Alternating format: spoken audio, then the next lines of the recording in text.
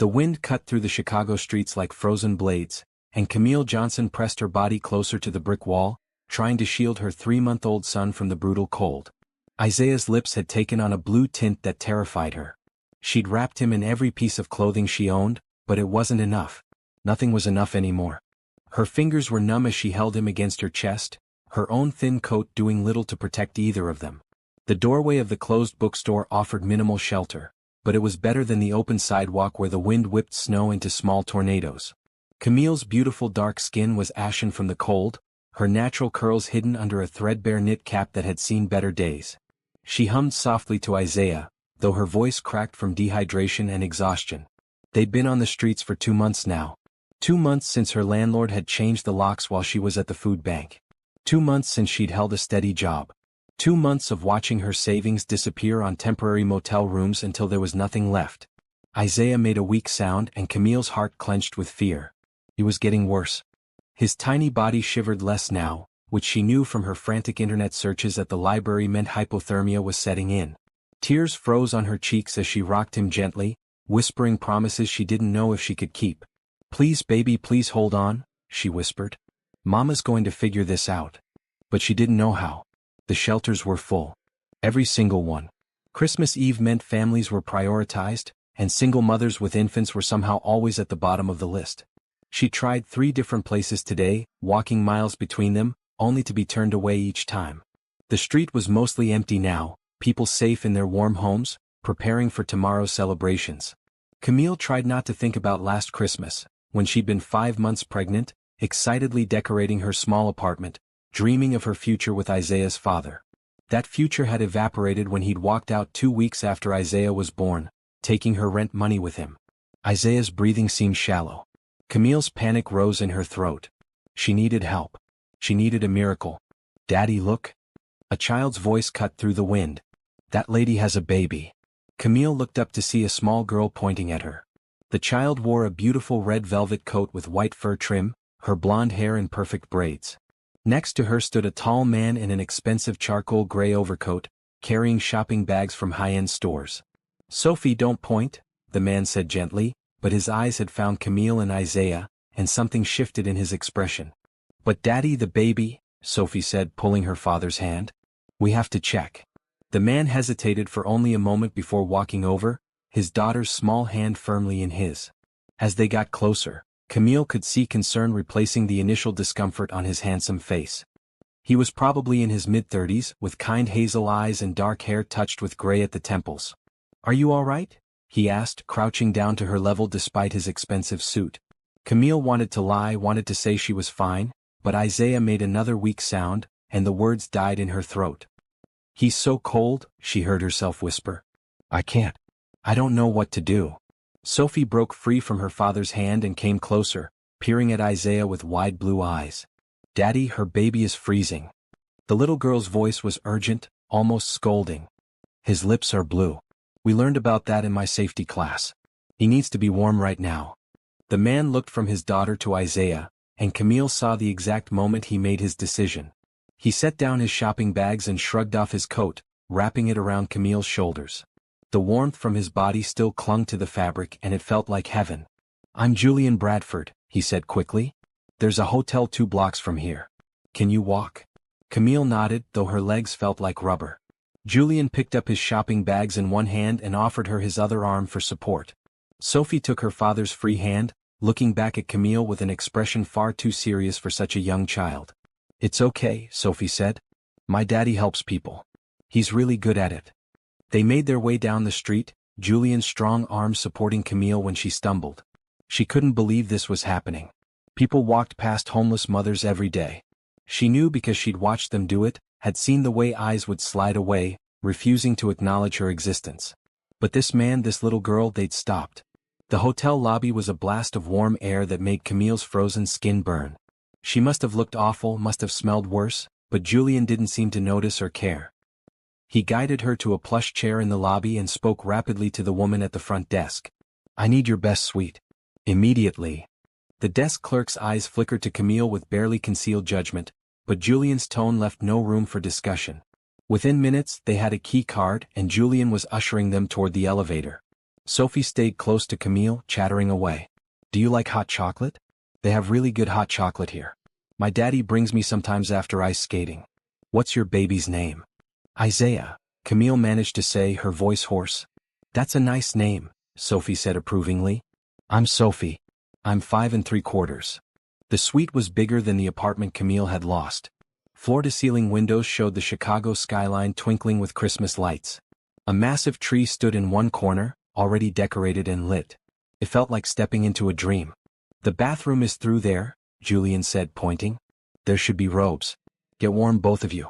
I'm ordering food and calling a doctor. I can't pay. Camille started to say, but Julian held up a hand. This isn't about payment. This is about making sure Isaiah is safe. Will you let me help? Camille looked at this stranger who'd brought them in from the cold without hesitation, who'd given his own coat, who was now offering so much more. Every instinct told her to accept, to grab this lifeline with both hands. Yes, she whispered. Thank you. Thank you so much. Do you believe one moment of kindness can change everything? If this story touched your heart, subscribe to hear what happens next, and comment below about a time someone's compassion made a difference in your life.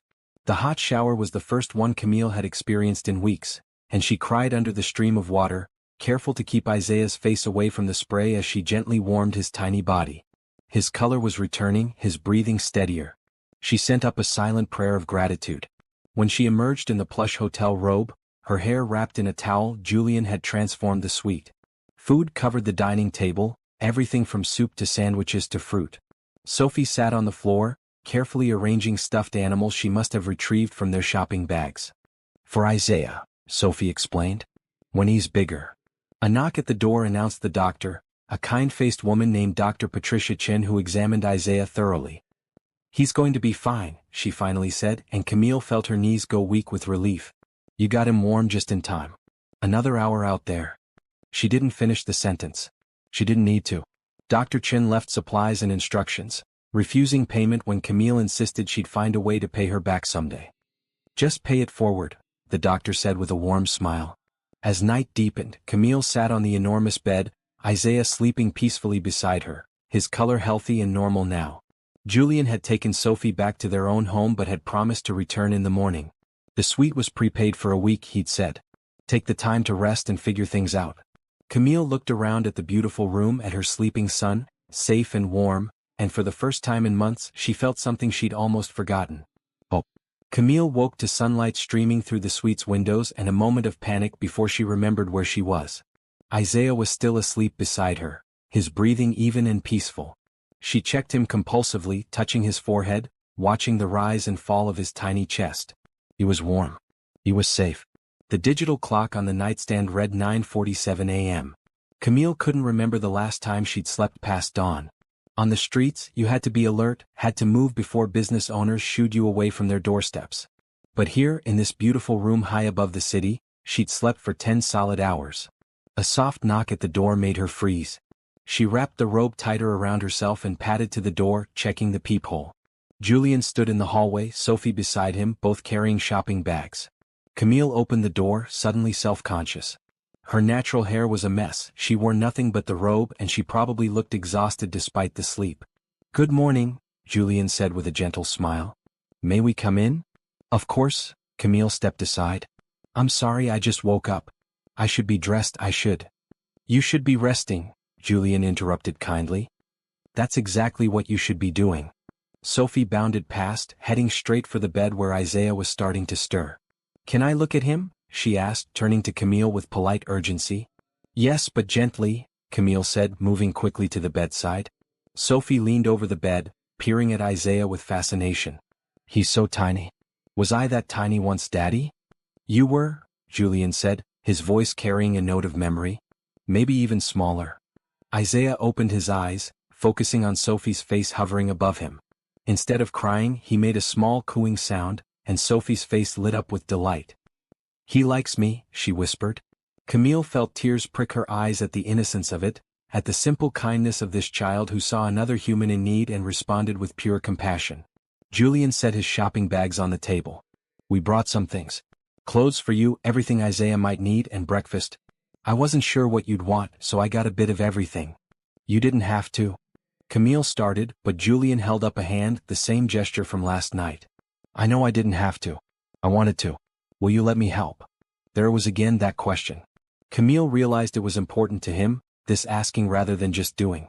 He was giving her agency, respecting her dignity even as he offered charity. Yes, she said again, and it came easier this time. Thank you, Julian. Over breakfast, sitting at the suite's elegant dining table while Sophie played nearby with Isaiah on a blanket, Camille's story spilled out.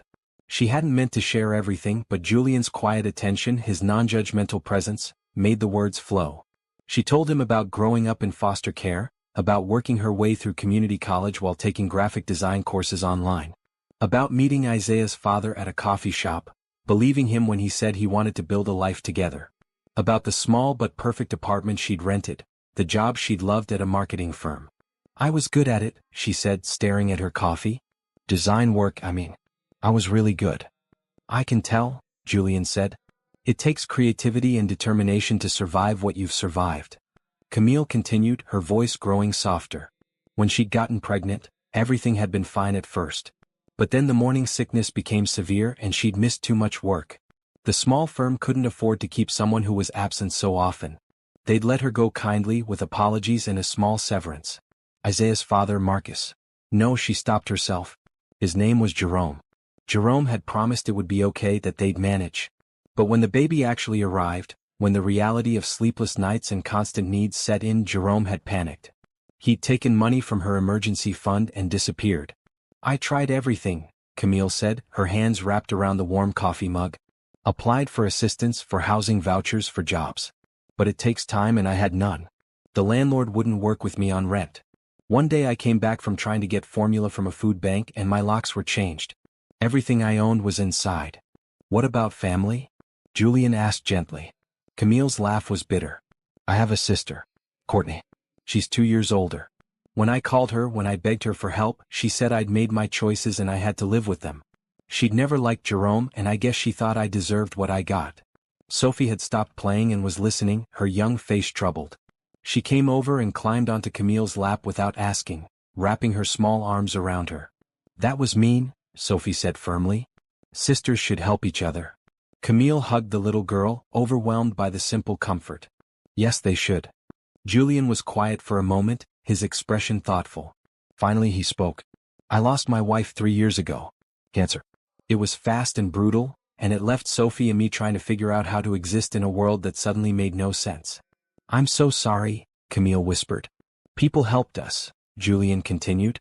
Family, friends, even strangers. Our housekeeper, Mrs. Kim, moved into the estate to help with Sophie. My business partner covered for me when I couldn't focus. A grief counselor at the hospital reduced her rates to almost nothing because she said she just wanted to help. Without those people, I don't know where we'd be. He looked directly at Camille. I don't believe in coincidence. I believe Sophie and I found you last night because you needed help, and we needed to remember what giving help feels like. So please let me do this. Let me help you get back on your feet. Camille wanted to argue, wanted to say she couldn't accept so much, but looking at Julian's sincere face and Sophie's trusting smile, she realized that refusing wasn't just about her pride. It was about letting them give something they needed to give. Okay, she said. I'll accept your help. But I want to pay it back someday in whatever way I can. Deal? Julian said with a smile. Now let's talk about next steps. This suite is yours for the week, but we need to think longer term. What he proposed was overwhelming. He owned an estate in Lake Forest just outside the city. On the property was a guest house, currently empty. Camille and Isaiah could stay there rent-free while she got back on her feet. He'd help her replace her ID and other documents, which she'd need to apply for jobs or assistance. If she wanted, he could connect her with resources to restart her design career. It's too much, Camille said, even as her heart leaped at the possibilities. It's a guest house that sits empty, Julian countered. You'd actually be doing me a favor. Mrs. Kim worries about pipes freezing in there during winter. Sophie nodded seriously. She does worry about that. She talks about it all the time. Camille looked at Isaiah, sleeping peacefully on his blanket, healthy and safe. She thought about the doorway where they'd been less than 24 hours ago, about Isaiah's blue lips and shallow breathing. She thought about Julian's question. Will you let me help? Yes, she said for the third time, and this time, it felt like opening a door to a future she'd thought was lost forever. Yes, I'll let you help. Thank you. Julian's smile was warm and genuine. Good. We'll move you in tomorrow, give you time to settle. Merry Christmas, Camille. Merry Christmas, she whispered back, and for the first time since Jerome had left, since she'd lost everything, she actually meant it. The Bradford estate was something out of a magazine. As Julian's car wound up the long driveway, Camille pressed her face to the window, unable to believe what she was seeing. The main house was a sprawling stone mansion with tall windows that glowed warmly in the winter afternoon. Gardens, now dormant for winter, stretched out on either side. And there, separate from the main house but equally beautiful, stood the guest house. It's so big, Camille breathed, holding Isaiah close. It's 6 rooms, Sophie said from her car seat beside Camille. There's a kitchen and a living room and 2 bedrooms and 2 bathrooms. Mrs. Kim says it's bigger than her first house. Julian pulled up in front of the guest house and turned to look at Camille. I know it's overwhelming. Take your time getting comfortable. There's no pressure, no timeline. This is a safe place for you and Isaiah to heal and plan. Camille nodded, unable to speak past the lump in her throat. The inside of the guest house was even better than the outside. Hardwood floors gleamed in the afternoon light. The furniture was simple but elegant, in shades of cream and soft blue. The kitchen had modern appliances that looked barely used. And best of all, it was warm. Beautifully, wonderfully warm. The main bedroom is upstairs, Julian explained, carrying in the bags of supplies they'd accumulated over the past 2 days. The second bedroom could be Isaiah's nursery, though he's probably too young to be separate from you right now. Sophie tugged on Camille's hand. I'll show you. She led Camille up the stairs, chattering about which room was which. The main bedroom took Camille's breath away. A queen-sized bed dominated the space, dressed in soft green linens. Large windows overlooked the snowy gardens. There was even an attached bathroom with a deep soaking tub. Do you like it? Sophie asked anxiously. I love it, Camille said honestly. It's beautiful. They spent the afternoon settling in. Julian had thought of everything. The fridge and pantry were stocked with food. The closets held linens and towels. There was even a washer and dryer in a small utility room off the kitchen. For someone who'd been doing laundry in gas station sinks for months, it felt like luxury beyond measure. Mrs. Kim arrived around 4, a small, energetic Korean woman in her 60s who took one look at Camille and Isaiah and immediately went into action. Too skinny, she declared, though her tone was kind. Both of you. I'm making dinner. Real food. You don't have to, Camille started, but Mrs. Kim waved her off. Of course I have to. You're staying here now. Your family. Family eats well. Julian caught Camille's eye and smiled. Don't bother arguing. I learned years ago that Mrs. Kim always wins. Smart man, Mrs. Kim said approvingly, already pulling ingredients from the fridge. Dinner was a revelation. Mrs. Kim had prepared a traditional Korean meal with bulgogi, rice, and several side dishes. They ate at the guest house's small dining table, Sophie sitting next to Camille, Julian across from them, Mrs. Kim bustling between the guest house and the main house.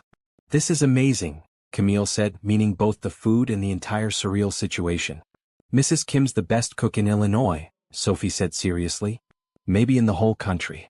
Flatterer, Mrs. Kim said, but she looked pleased. She sat down with them, fixing Camille with a knowing look. You've had a hard time. It wasn't a question, so Camille just nodded. Hard times don't last forever, Mrs. Kim continued. Hard times teach us what we're made of. You're strong. I can see it. You survived to protect your baby. That's everything. Tears welled up in Camille's eyes. I just did what any mother would do.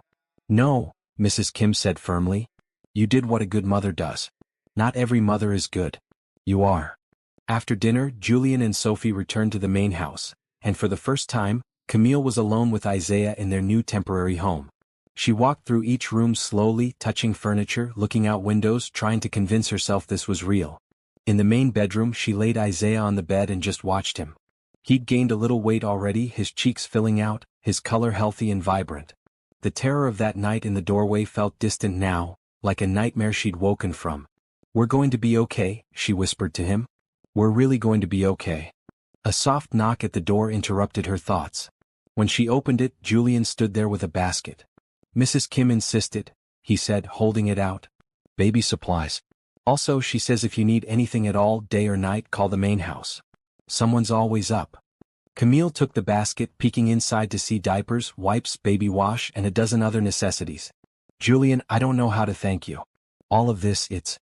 It's what should have happened the moment you needed help, Julian interrupted gently. You shouldn't have been in that doorway. The fact that the systems that should have caught you failed, that's what's wrong. This is just making it right. But why?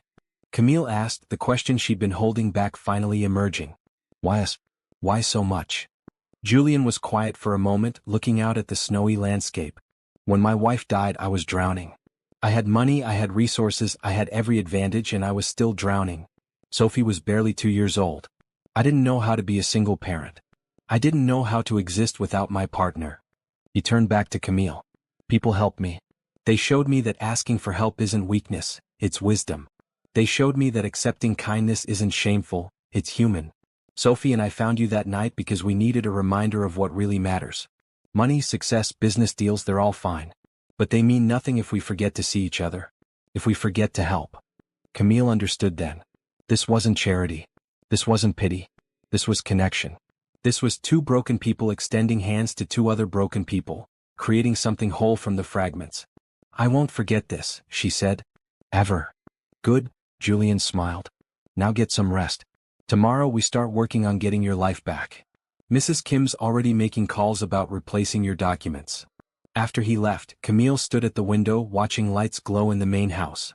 She thought about the sister who'd refused to help, about Jerome who'd abandoned them, about all the people who'd looked away when she'd asked for assistance. And then she thought about Julian, about Sophie, about Mrs. Kim. About the doctor who'd come immediately. About the hotel clerk who'd stopped judging once she'd seen Julian's determination to help. About the possibility that maybe, just maybe, the good people outnumbered the bad ones. Maybe the helpers outnumbered the harmers. You just had to stay alive long enough to find them. She picked up Isaiah, holding him close. Tomorrow starts our new life, baby. Tomorrow Mama gets back up. The next 2 weeks passed in a blur of activity and adjustment. True to his word, Julian had immediately started helping Camille rebuild her documentation. On the first Monday after Christmas, they'd driven to the DMV for a replacement ID. The process should have taken weeks, but Julian knew someone who knew someone, and suddenly Camille had an expedited appointment. I don't want you to think I'm pulling strings inappropriately, Julian had explained as they waited. But I do have connections, and I don't see why we shouldn't use them to help someone who deserves help. Sophie had come along, insisting she was part of the team. She'd entertained Isaiah in the waiting room, making funny faces that had the baby giggling, a sound that made Camille's heart soar every time she heard it. With an ID came the ability to apply for assistance programs, to open a bank account, to exist in the official world again. Julian had connected her with a social worker named Beth Rodriguez, who'd helped navigate the maze of paperwork without judgment. You'd be surprised how many people end up in your situation, Beth had said during one of their meetings at the guest house. The safety net has holes. Big ones. But we're going to get you through this. True to her word, Beth had secured food assistance and healthcare for Isaiah. Small steps but crucial ones. Mrs. Kim had taken Camille under her wing completely. Every morning she'd appear at the guest house with breakfast and company. She'd hold Isaiah while Camille showered. She'd share stories about her own immigration to America 40 years ago, about the kindness of strangers that had helped her build a life. Julian's parents, they gave me a chance, Mrs. Kim explained one morning as they folded laundry together.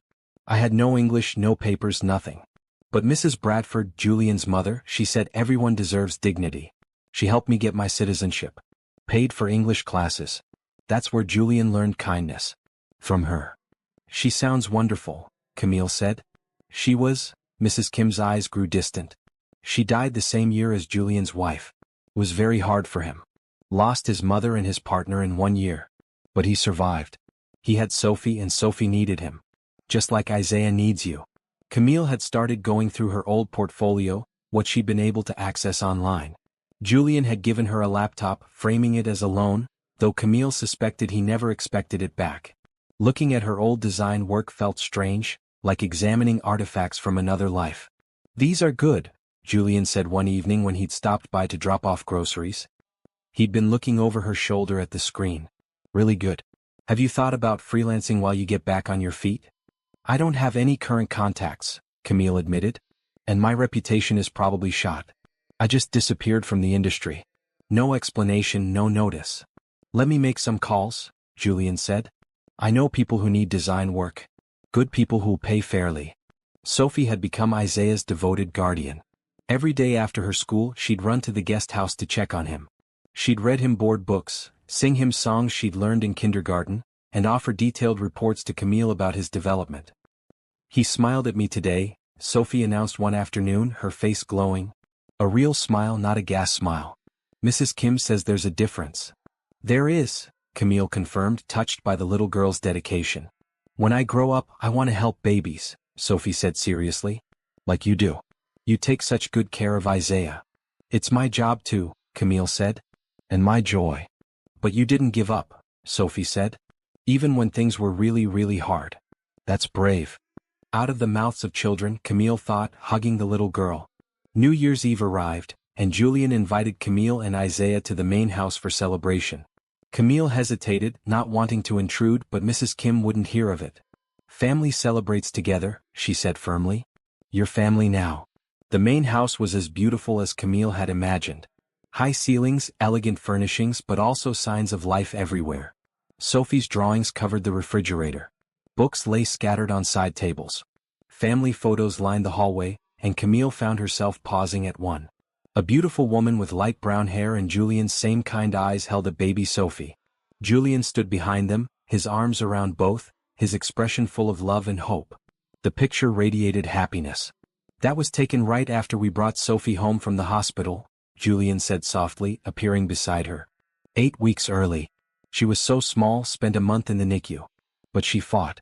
She's always been a fighter." "Your wife was beautiful," Camille said. "She was," Julian agreed. "Her name was Rachel. She'd have liked you. She always gravitated toward people who'd overcome things. She believed everyone has a story worth hearing." They watched the New Year's countdown on TV, Sophie barely able to keep her eyes open. When midnight struck, Mrs. Kim popped sparkling cider, and they toasted to new beginnings. "To second chances," Julian said, raising his glass. "To kindness," Mrs. Kim added. "To family," Sophie said sleepily. "To hope," Camille finished, feeling the words settle in her chest like a promise. Later, walking back to the guest house under a star-filled sky, Isaiah bundled against her chest, Camille reflected on how much had changed in just 2 weeks. She had shelter. She had safety. She had people who cared whether she and Isaiah were okay. But more than that, she had something she'd lost in those desperate months on the street. She had her sense of self back. She was Camille Johnson, graphic designer, mother, survivor. She was not her circumstances. She was not her failures. She was not Jerome's abandonment or her sister's rejection. She was herself, and that was enough. January brought bitter cold but also unexpected opportunities. Julian had made those calls he'd mentioned, and Camille found herself with her first freelance client in almost a year. It was a small project, designing a logo for a local startup, but it felt monumental. She'd set up a workspace in the guest house's second bedroom. Julian had provided a proper desk and ergonomic chair, along with a professional monitor. "Consider it an investment," he'd said when she'd protested. "In a designer I have faith in." The work came back to her like muscle memory. Choosing fonts, playing with color palettes, refining shapes until they conveyed exactly the right message. She'd forgotten how much she loved it, how creating something beautiful from nothing made her feel complete. Isaiah had his own routine now. He spent mornings with Camille as she worked, napping in a bassinet beside her desk. Afternoons were with Mrs. Kim, who doted on him shamelessly. "I never had grandchildren," she'd confided. "My daughter chose career over family. This is my chance." Sophie continued her daily visits, now helping Camille with simple tasks. She'd sort colored pencils, organize paper samples, and offer opinions on designs with the brutal honesty of a 5-year-old.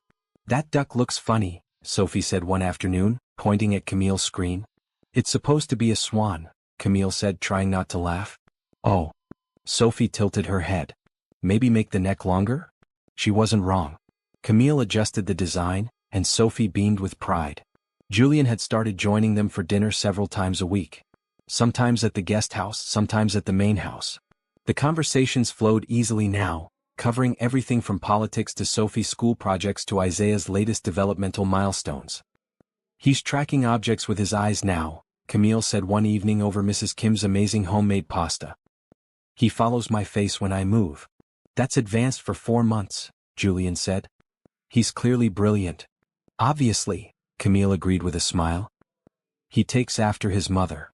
It was a joke, but Julian's expression grew serious. He does. You're one of the smartest, most resilient people I've ever met. Camille felt warmth spread through her chest at the compliment. Over the past month, she'd grown comfortable with Julian. He was easy to talk to, genuinely interested in her thoughts and opinions. He asked her advice on Sophie's education, on business decisions that touched on marketing and design. He treated her as an equal, not a charity case.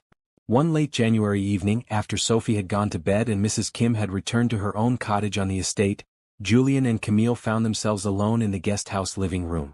Isaiah slept peacefully in his bassinet, and they sat on opposite ends of the couch, each with a cup of tea. "Can I ask you something personal?" Julian said. "Of course." "Do you ever hear from Isaiah's father?" Camille shook her head. "No. I tried reaching out when things first got bad, but his number was disconnected. I think he left Chicago entirely. Maybe that's for the best. Isaiah deserves better than someone who could walk away so easily." "He does," Julian agreed. "But it still has to hurt. Being abandoned like that." "It did," Camille admitted. "For a long time I blamed myself. Thought I should have seen the signs, should have been smarter, should have had a backup plan. But I've realized that his leaving wasn't about my worth. It was about his weakness." "That's very wise. Therapy helps," Camille said with a small smile. Beth Rodriguez had connected her with a counselor who specialized in trauma and homelessness. The weekly sessions held via video call had been transformative. "I'm learning that I can't control other people's choices. I can only control my response."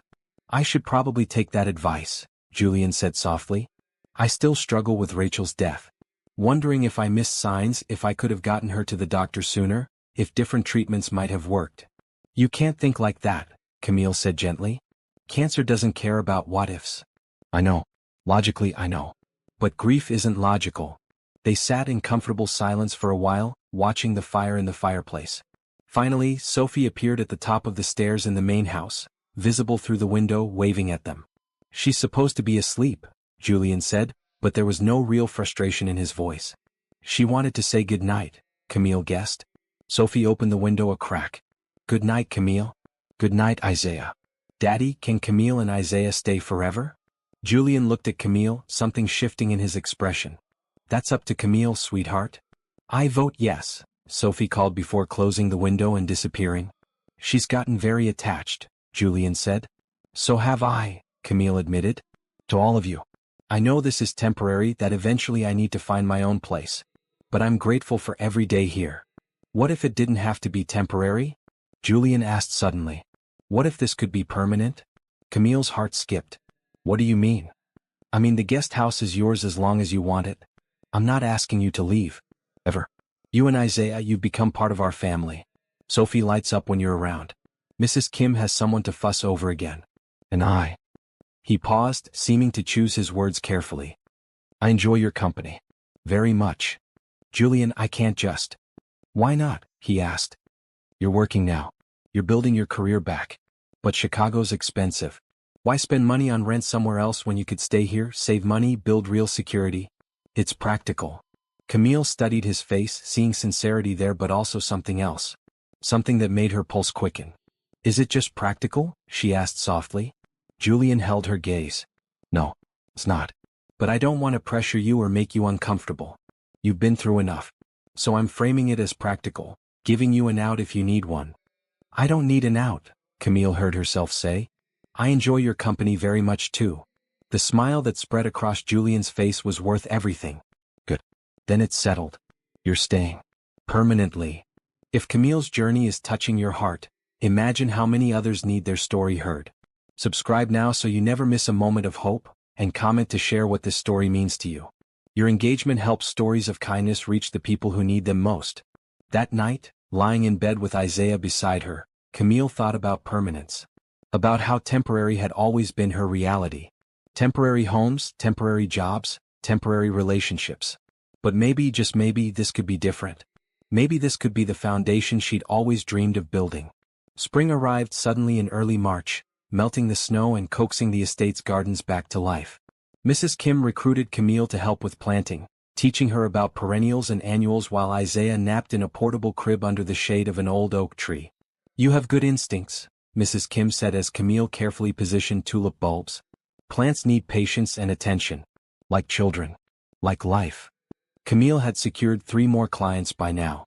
Word was spreading quietly through Julian's professional network about the talented designer working from Lake Forest. She'd even raised her rates, Beth's encouragement ringing in her ears. Know your worth. Money was accumulating in her new bank account. Not a fortune but a cushion. Security. The ability to buy Isaiah clothes without worrying about whether she could afford diapers. Small freedoms that felt immense.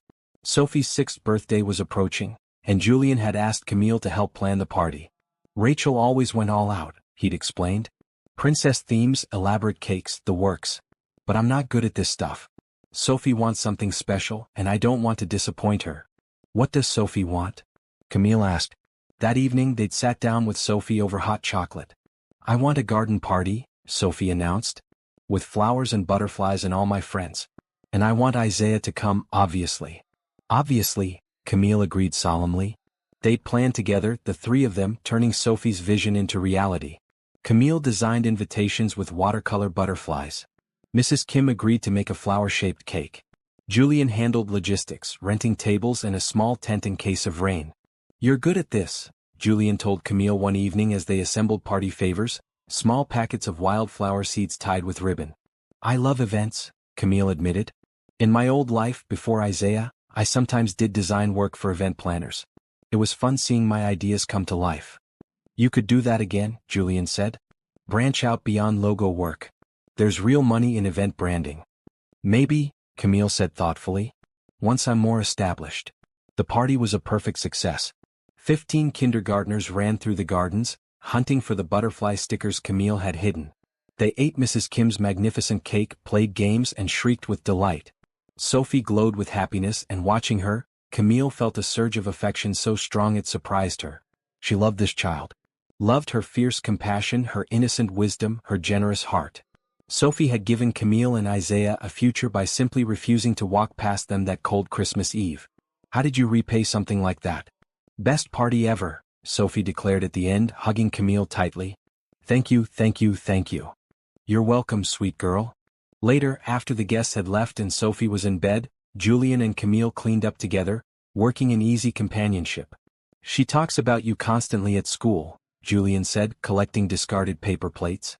Camille this, Camille that. Her teacher asked if you were a family member. What did you say? Camille asked. I said you were family, Julian replied simply. Because you are. Isaiah's 1st birthday arrived in early April. Camille had been planning something small, just the estate family, but Mrs. Kim wouldn't hear of it. 1st birthday is important, she insisted. We celebrate big. So they did. Mrs. Kim made a traditional Korean 1st birthday table, explaining the significance of each item. We put objects in front of the baby, she said. Whatever he reaches for predicts his future. Thread means long life. Money means wealth. Books mean intelligence. They'd set up the table in the guest house, inviting not just the estate family but also Beth Rodriguez and Dr. Chin, who'd both become friends over the past months. Isaiah, wearing a little blue suit that made Camille's heart melt, sat in his high chair and looked at the array of objects with serious concentration. He reached for the book. Smart boy, Mrs. Kim said approvingly. Just like his mama. They'd cut a small cake and Isaiah had smeared frosting everywhere, laughing with pure joy. Watching him, healthy and happy and so different from the blue-lipped baby in the doorway 5 months ago, Camille couldn't stop the tears. Happy tears, she assured Julian, who'd immediately looked concerned. I know, he said softly. But still, let me get you a tissue. That night, after everyone had left and Isaiah was asleep, Camille stood at the guest house window, looking out at the gardens now in full spring bloom. A soft knock announced Julian's arrival. I have something for you, he said, holding out an envelope. Inside was a check. A large check. And a letter from one of Julian's business associates, offering her a contract position designing marketing materials. 6 months guaranteed work, excellent pay, potential for extension. Julian, this is too much, Camille whispered. It's not for me, Julian said. Not directly. I made an introduction, yes. But Thomas looked at your portfolio and made his own decision. You earned this, Camille. Your talent earned it.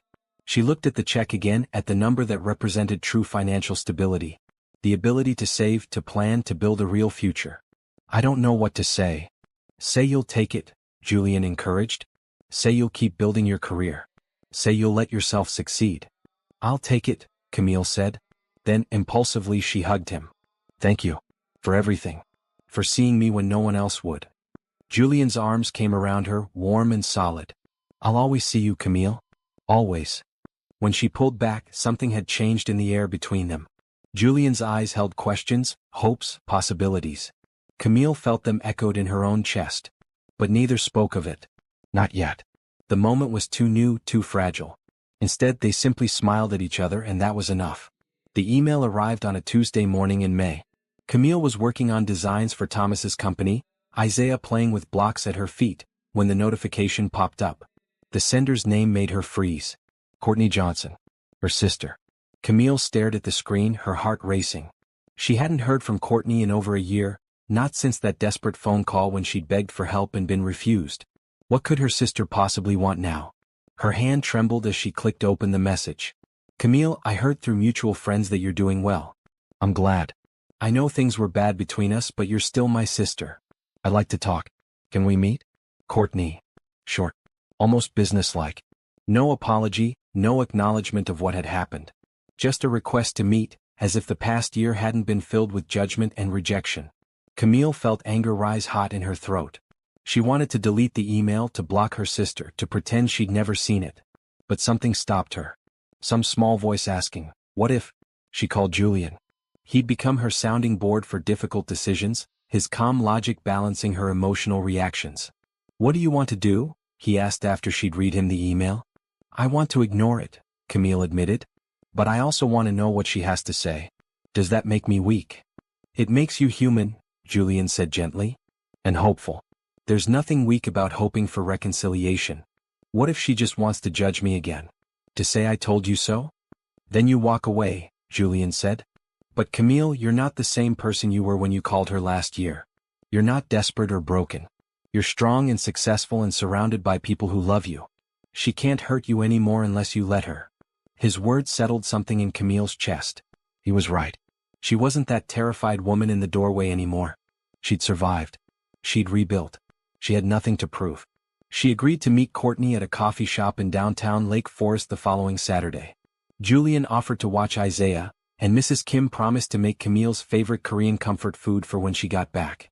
No matter what happens, Mrs. Kim said firmly, you come home to people who love you. Camille walked into the coffee shop with her head high. She wore a beautiful green dress she'd bought with her first paycheck from Thomas, her natural hair styled in elegant twists. She looked successful because she was successful. She looked happy because she was happy. Courtney was already there, seated at a corner table. She looked older than Camille remembered, harder somehow. Her business suit was expensive, her makeup perfect, but her eyes held something Camille couldn't quite identify. Hi, Courtney said as Camille approached. You look good. Thank you, Camille said, sitting down. You too. They ordered coffee, making small talk about the weather, the neighborhood. Finally, Courtney got to the point. I heard you're staying at the Bradford estate, she said. That you're working for Julian Bradford's company. Not his company, Camille corrected. One of his business associates. I'm a freelance designer. But you met through Julian, Courtney pressed. He took you in. Gave you a place to live. Camille felt defensive walls rising. He helped me when I needed help. Yes. I'm not judging, Courtney said quickly. I'm trying to understand. When you called me last year, you were living on the streets. Now you're living on an estate. That's quite a change. It is, Camille agreed. Because someone showed me kindness when you wouldn't. Courtney flinched. That's fair. And that's why I asked you here. To apologize. Camille hadn't expected that. What? I was wrong, Courtney said, her voice dropping. When you called me when you needed help, I was wrong to turn you away. I told myself I was teaching you a lesson about making better choices. But really I was just scared. Scared of what? Of ending up like you, Courtney admitted. I've built this perfect life, this perfect career. Fancy condo, corporate job, everything I thought I wanted. But it's lonely. And watching you struggle, seeing you make what I thought were mistakes, it terrified me. Because what if I made mistakes too? What if my perfect life fell apart? Camille studied her sister's face, seeing genuine regret there. So you cut me off to protect yourself. Yes, Courtney whispered. And I'm so sorry. I should have helped. I should have been there. You're my little sister and I failed you. The anger Camille had carried for so long started to loosen. Not disappear, not entirely. But loosen. Do you know what it was like? Being on the streets with a baby? Being so scared every night that I wouldn't wake up, that Isaiah wouldn't wake up? I can't imagine, Courtney said, tears in her eyes now. I almost gave up, Camille continued. So many times. But I kept going for Isaiah. And then Julian and Sophie found us. They saved us. Not because they had to, but because they saw us as human beings worth saving. I should have seen that too, Courtney said. They talked for another hour. Courtney explained her own struggles, the pressure she'd felt to be perfect, the fear that had driven her decisions. Camille shared her journey, the terror and hope, the rebuilding and growth. Can you forgive me? Courtney finally asked. Camille thought about Julian's words. About how she was strong now, surrounded by love. About how forgiveness didn't mean forgetting or condoning. It meant releasing the weight of anger and moving forward. I can, Camille said slowly. But I need you to understand something. The people at the estate, they're my family now.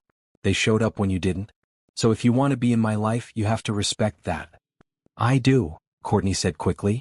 I want to meet Isaiah. I want to get to know you again. I want to be the sister I should have been. Then we can try, Camille said. Slowly. With boundaries. But we can try.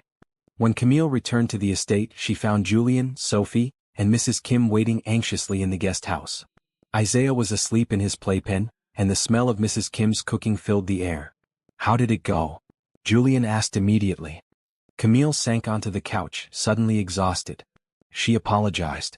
She wants to rebuild our relationship. And? Julian prompted gently. And I said we could try, Camille said. I'm not sure I trust her completely yet. But I think forgiveness is worth attempting. Julian sat beside her, taking her hand. That's very brave. Or very stupid, Camille said with a weak laugh. Brave, Julian repeated firmly. Forgiveness takes more strength than holding grudges. I'm proud of you. Mrs. Kim brought over steaming bowls of kimchi stew, and Sophie curled up next to Camille, leaning her head on her shoulder. Did your sister say sorry? Sophie asked. She did. Good, Sophie said simply. Everyone deserves second chances. That's what Daddy says. Camille looked at Julian over Sophie's head, seeing warmth and admiration in his eyes. Your daddy is very wise. That night, after everyone had gone and the house was quiet, Camille held Isaiah close and thought about forgiveness, about second chances, about how the people who'd shown her the most grace were the ones she'd least expected. A billionaire CEO and his daughter. A housekeeper from Korea. A social worker and a doctor who'd treated her with dignity. And maybe now, a sister trying to make amends. Life was strange and beautiful and complicated. But sitting there in the peaceful guest house, her son healthy and safe in her arms, Camille realized something profound. She was no longer just surviving. She was healing. And healing meant having the strength to extend the same grace to others that had been extended to her. Summer arrived in a burst of heat and sunshine. The estate gardens exploded with color, and Sophie spent her days running through them with Isaiah toddling behind, his chubby legs finally strong enough to support him.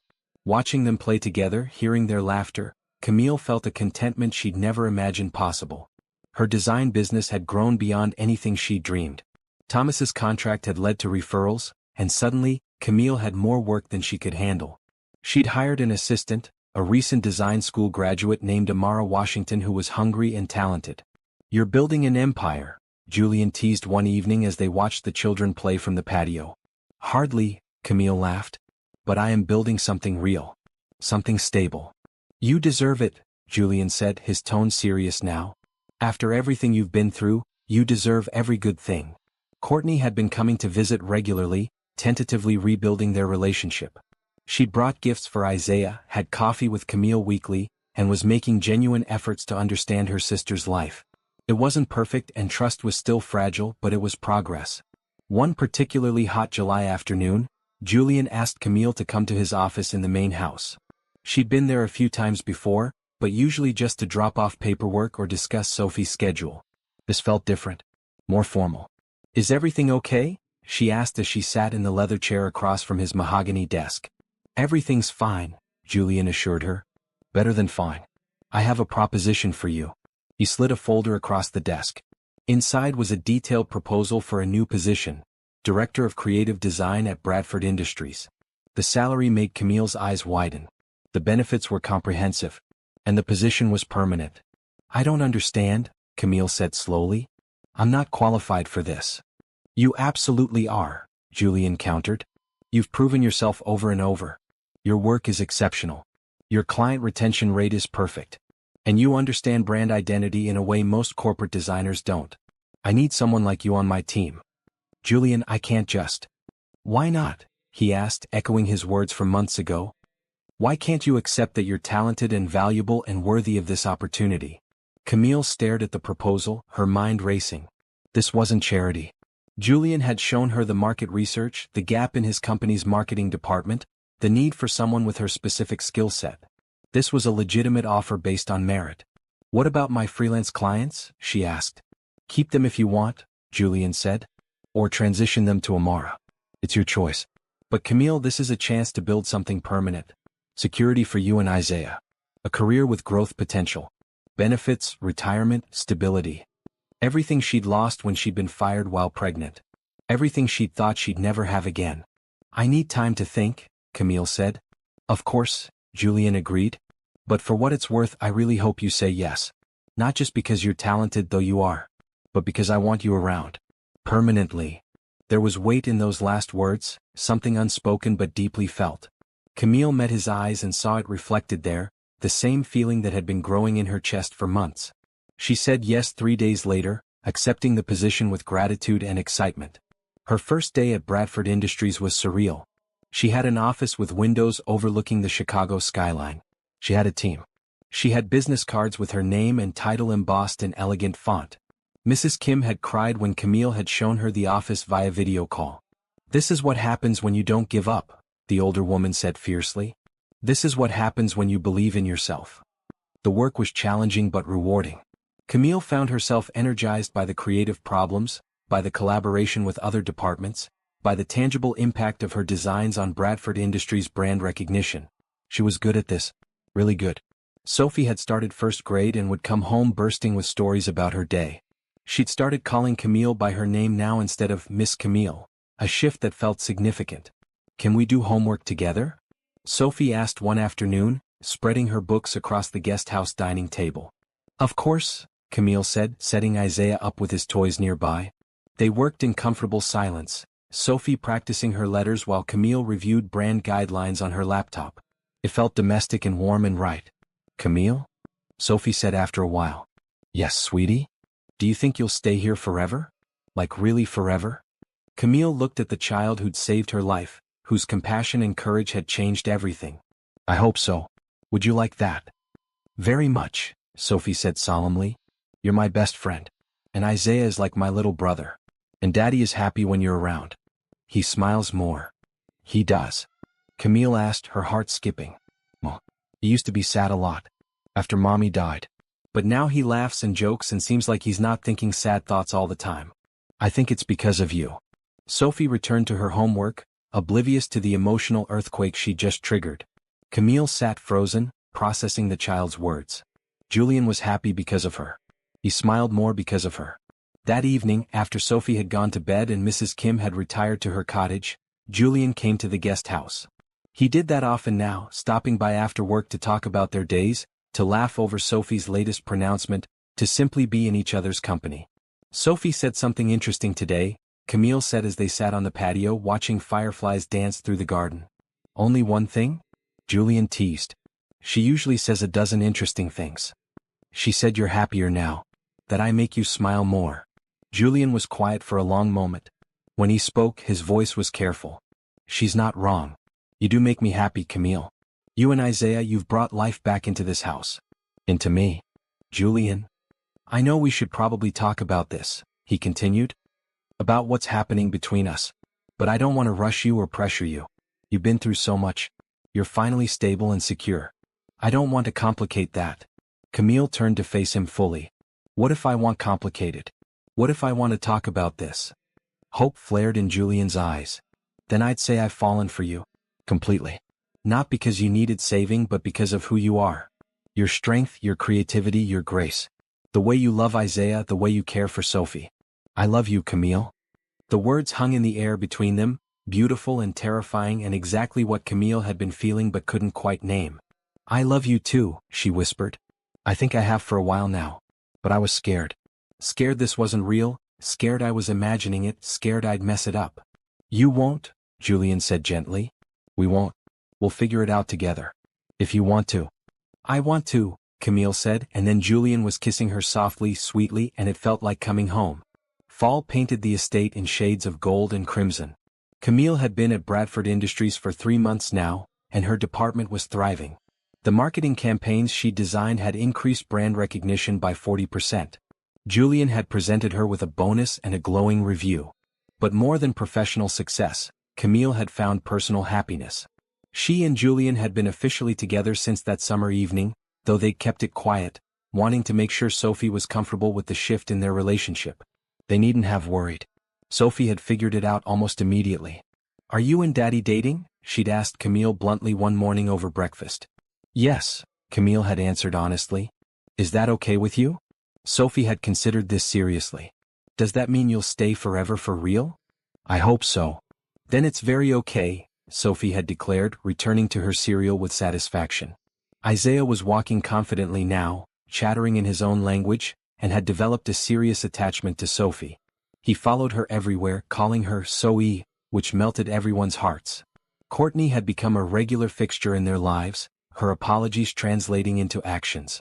She'd helped Camille with childcare when needed, had taken Sophie shopping for school supplies, and was genuinely trying to be the sister she should have been from the start. I'm proud of you, Courtney had said recently. Not just for what you've built professionally but for how you've handled everything. You're stronger than I ever gave you credit for. I'm stronger than I gave myself credit for, Camille had replied. As November approached, marking nearly a year since that fateful Christmas Eve, Julian had become increasingly preoccupied with something.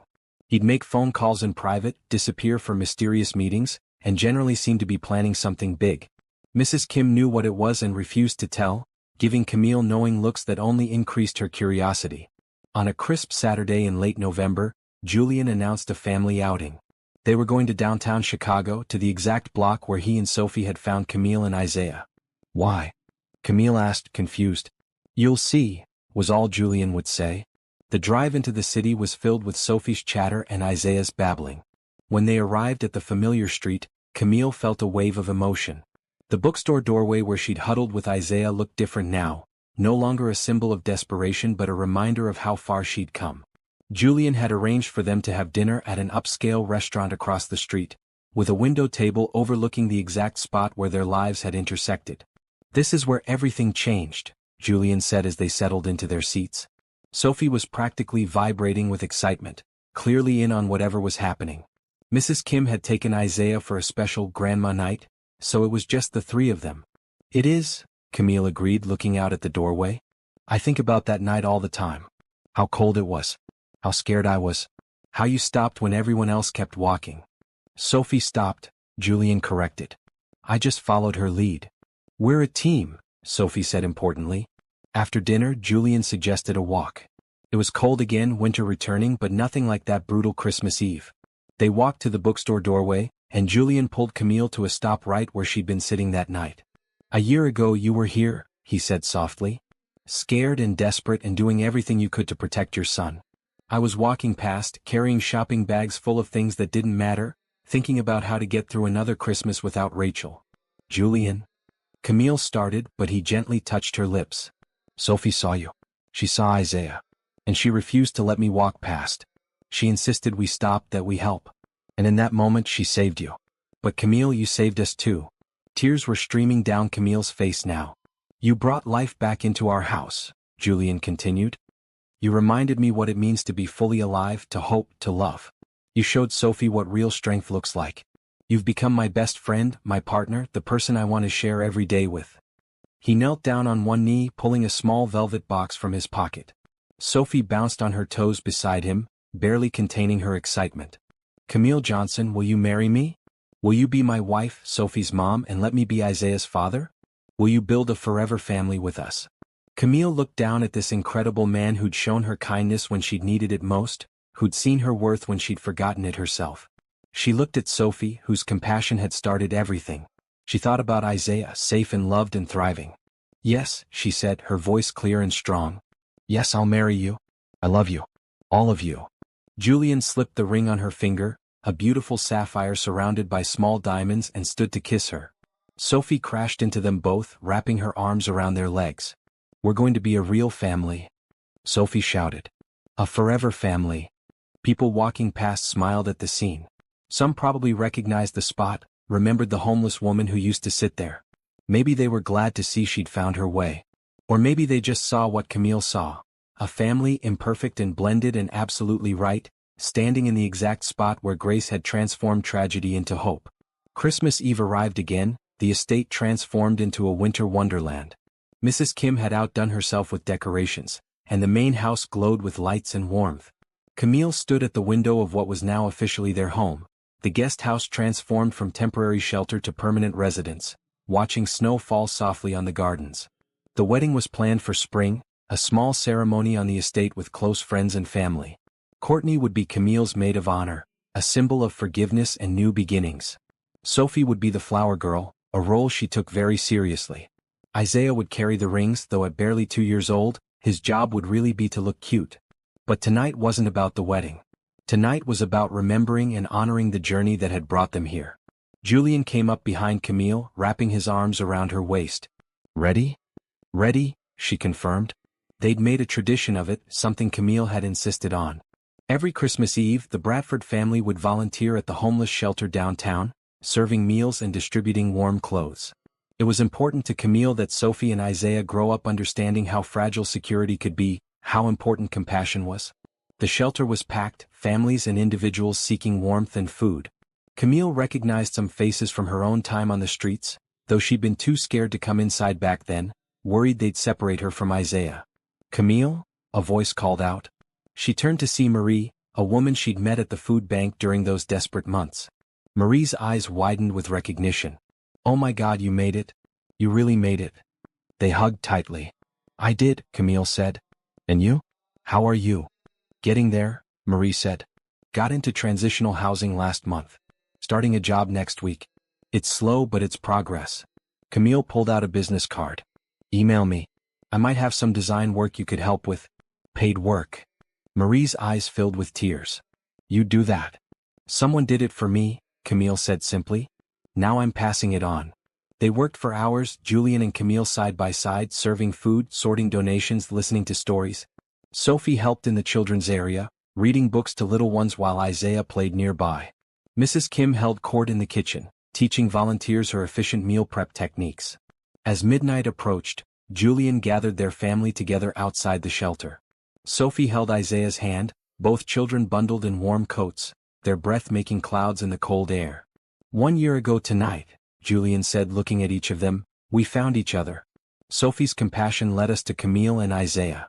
And that moment of grace changed everything. "It saved us," Camille added, pulling Sophie close.